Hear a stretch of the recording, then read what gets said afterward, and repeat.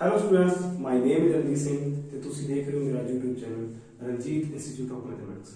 Today we will do exercise 8.1 class 8th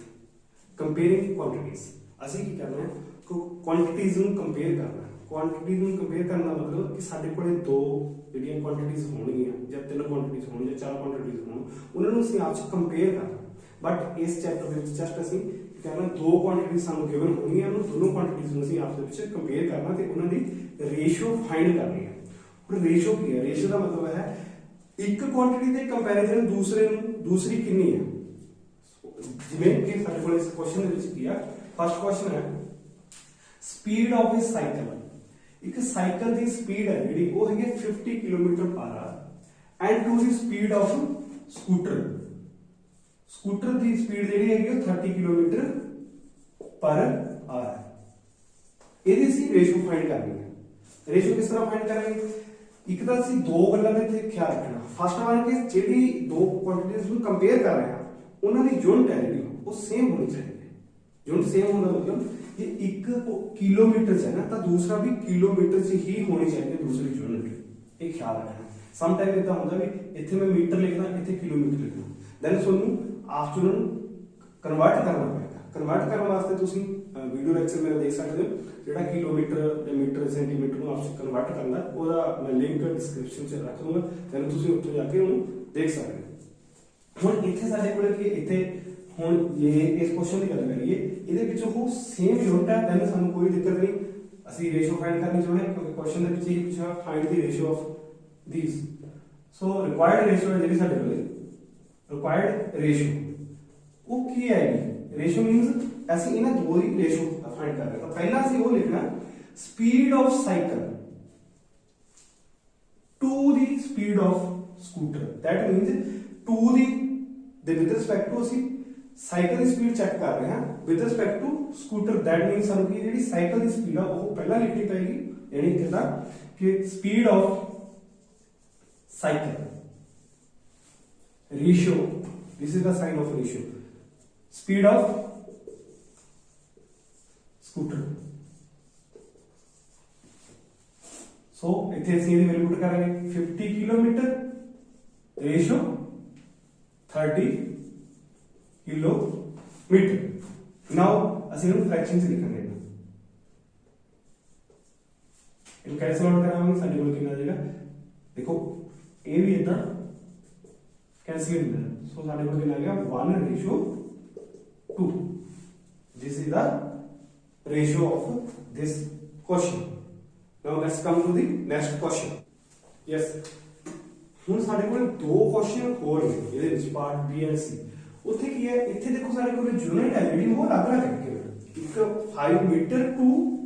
10 kilometre. ਪਰ first ਵਾਰ ਅਸੀਂ ਕੀ ਕਰਾਂਗੇ, ਉਹਨਾਂ ਦੀ ਯੂਨਿਟ ਨੂੰ ਸੇਮ ਕਰਾਂਗੇ। ਤੁਸੀਂ ਚਾਹੋ ਮੀਟਰ ਨੂੰ ਕਿਲੋਮੀਟਰ 'ਚ ਕਨਵਰਟ ਕਰ ਸਕਦੇ ਹੋ ਜਾਂ ਕਿਲੋਮੀਟਰ ਨੂੰ ਮੀਟਰ 'ਚ ਕਨਵਰਟ ਕਰ ਸਕਦੇ ਹੋ। ਜਿਵੇਂ ਫੋਰ ਐਗਜ਼ਾਮਪਲ ਆਪਣੇ ਕੋਲੇ 1 ਕਿਲੋਮੀਟਰ ਦੇ ਵਿੱਚ 1000 ਮੀਟਰ ਹੁੰਦਾ, ਤਾਂ ਪਹਿਲਾਂ ਅਸੀਂ ਇਸ ਯੂਨਿਟ ਨੂੰ ਕਨਵਰਟ ਕਰਾਂਗੇ। ਤਾਂ ਜਿਵੇਂ ਇਹਨੂੰ ਇਸ ਤਰ੍ਹਾਂ ਲਿਖਾਂ 5 ਮੀਟਰ ਟੂ 1 into 1000 ਮੀਟਰ, ਤਾਂ ਮੇਰੇ ਕੋਲ ਕਿੰਨਾ ਹੋਵੇਗਾ 5 ਮੀਟਰ ਟੂ 1 into 4 zeros लगा लेंगे, कितना होगा 10,000 मीटर हो गया, क्योंकि 10 किलोमीटर ਦੇ ਵਿੱਚ 10,000 ਹੋਣ obvious है। सो ਹੁਣ ਅਸੀਂ ਇਹਦੀ ਰੇਸ਼ੋ ਫਾਈਂਡ ਕਰਨੀ ਹੈ, ਤਾਂ ਅਸੀਂ ਕੀ ਲਿਖਾਂਗੇ, ਜਿਹੜੀ ਰਿਕੁਆਇਰਡ ਰੇਸ਼ੋ ਦੀ ਸਾਨੂੰ ਲੋੜ ਹੈ ਉਹ ਕਿੱਦਾਂ ਫਾਈਂਡ ਕਰਾਂਗੇ ਅਸੀਂ? ਫਸਟ ਵਾਰ ਅਸੀਂ ਕੀ ਲਿਖਾਂਗੇ 5 metre ratio and this one. ਜੇ ਦੋ ਡਿਵਾਈਡਸ ਲਿਖਾਂਗੇ 5 डिवाइडेड बाय 10,000, ਅਸੀਂ ਇਹਨੂੰ ਕੈਂਸਲ ਕਰਾਵਾਂਗੇ, यानी ਕੀ ਹੋ ਜਾਏਗਾ 5 into this one, this is the answer। so next one ਕੀ ਹੈ 5 पैसे and 5 rupees। 50 पैसे ਨੇ ਸਾਡੇ ਕੋਲ and ਉਹ ਦੂਸਰੀ ਯੂਨਿਟ ਕਿੰਨੀ ਹੈ 5 rupees। ਅਸੀਂ rupees ਨੂੰ ਕਨਵਰਟ ਕਰ ਲੈਣੇ ਆ, ਕਿੱਦਾਂ ਕਰਾਂਗੇ? ਸੋਲਵ 50 पैसा इसने जो साडे कोल ओदा 2 रुपीस ਨੂੰ ਅਸੀਂ 5 into 100 means because 1 rupees is equal to 100 पैसे। मल्टीप्लाई करांगे तो कितना आ जाएगा अपने कोले 500 आ जाएगा 500 पैसे ने थे एक साडे कोले 50 पैसे ने सो इन्हां नूं जदों असीं डिवाइड लिखेंगे 50 अपॉन 500 उधर ही पहला रेशियो से लिख के फिर डिवाइड करांगे 5 एंड 10 सो इन्हों से कितना लगेगा 1 10 this is the ratio understand now this is your next question एक क्वेश्चन नंबर 2 है इत्थे सानू क्वेश्चन जेड़ा पूछा गया वो हैगा convert the following ratios to percentage ਅਸੀਂ परसेंट च रेशियो पहला ऑलरेडी सानू गिवन है ਉਹਨੂੰ ਅਸੀਂ परसेंटेज ਦੇ ਵਿੱਚ ਕਨਵਰਟ ਕਰਨਾ ਹੁਣ परसेंटेज ਕੀ ਹੁੰਦਾ परसेंटेज मींस 100 ਦਾ ਇੱਕ ਪਾਰਟ ਜਿਹੜੀ परसेंटेज ਸਾਡੀ ਟੋਟਲ परसेंट 100% ਲੈ ਲੈ ਸੋ ਉਹਦੇ ਵਿੱਚੋਂ ਜੇ ਕੋਈ ਮੈਂ 1% ਲਿਖਤਾ दैट मींस हो गया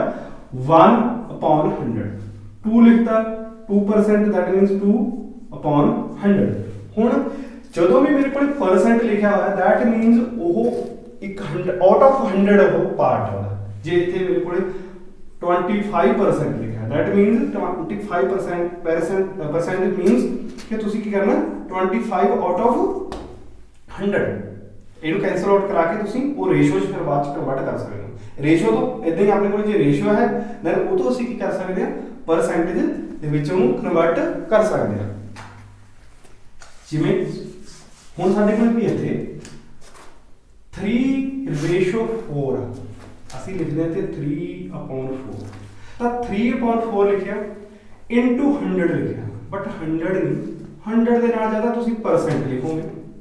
ਜਾਂ ਫਿਰ ਇਹਨੂੰ ਇਸ ਤਰ੍ਹਾਂ ਕਰੋਗੇ 3/100 100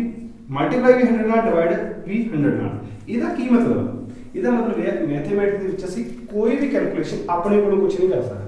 ऐसे नहीं है कि भी आके सारे को परसेंटेज आ गया कितने भी असं प्लस लगा दिए कितने भी माइनस लगा दिए हर एक चीज़ का एक लॉजिकली एक उहदी उत्थे जरूरत होनी चाहिए दैन असीं अप्लाई कर सकते हैं सम टाइम असीं इहनूं इदां ही लिख दिंदे हां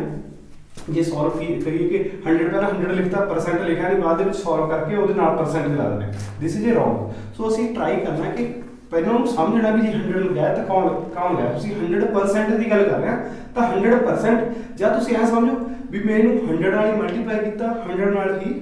ਡਿਵਾਈਡ ਕੀਤਾ ਸੋ ਜਦੋਂ ਹੁਣ ਇਹਨੂੰ ਮੈਂ ਕੈਨਸਲ ਆਊਟ ਕਰਾਉਣਾ 4 1 ਜਾਂ 4 ਇੱਥੇ ਕਿੰਨਾ ਆ ਜਾਏਗਾ 25 ਨੂੰ 100 ਨਾਲ ਡਿਵਾਈਡ ਕਰਦਾ ਇਹ ਮੈਂ 100 ਨੂੰ ਕਿਉਂ ਨਹੀਂ ਕੈਨਸਲ ਕਰਾ ਰਿਹਾ ਇਹਦੀ ਨਾਲ ਮਲਟੀਪਲਾਈ ਕੀਤੀ ਕਿੰਨਾ ਆ ਗਿਆ ਮੇਰੇ ਕੋਲ 75 upon 100 ਨਾਓ ਮੈਂ ਕੀ ਲਿਖਣਾ ਇਹਨੂੰ